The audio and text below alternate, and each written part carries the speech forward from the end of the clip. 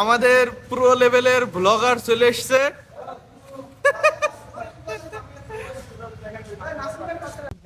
এবার হয়েছে, হ্যাঁ এবার ঠিক আছে। তো এটা ও নাসিম ভাইকে সুন্দর মানাচ্ছে। মানে অন্যতম প্রিমিয়াম এক ব্লগার রিপন ভাইয়ের বাইক। তো আসলে এই এত টাকার বাইকে ওটা সৌভাগ্য হয়েছে আমার। সি ভাই কি যে আমি বলেন, গর্বিত, জানি এই বাইক আমি কিনতে পারবো না বা এটা ধরা আপনি এখনই নিয়ে যান, কিনতে পারবেন না মানে কি বলেন? তো আমি একটু টেস্ট রাইড দিব। Sure sure. ভাই চাবি কই? চাবিকে সাথে রাখে আপনি আজকে দিয়ে রোদে দিচ্ছি দেন। আপনাকে।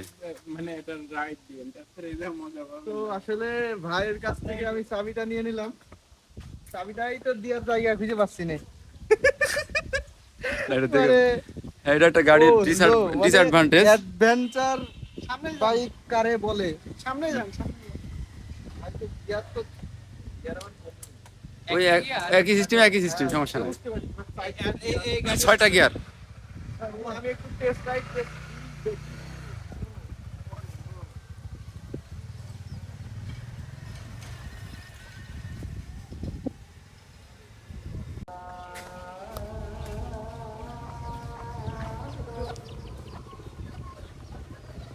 মানে এই জীবনে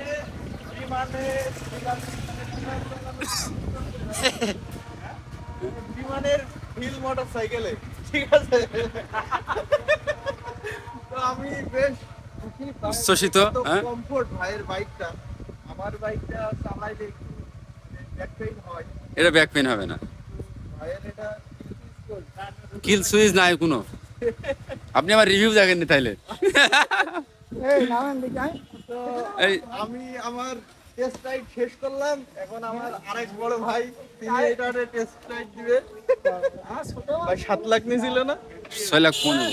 6,15,000 টাকার বাইক আমরা এখন রাইড করলাম গাইস। 6,15,000 মানে এই টাকায় একদম প্রাইভেট কার হয়ে যায়।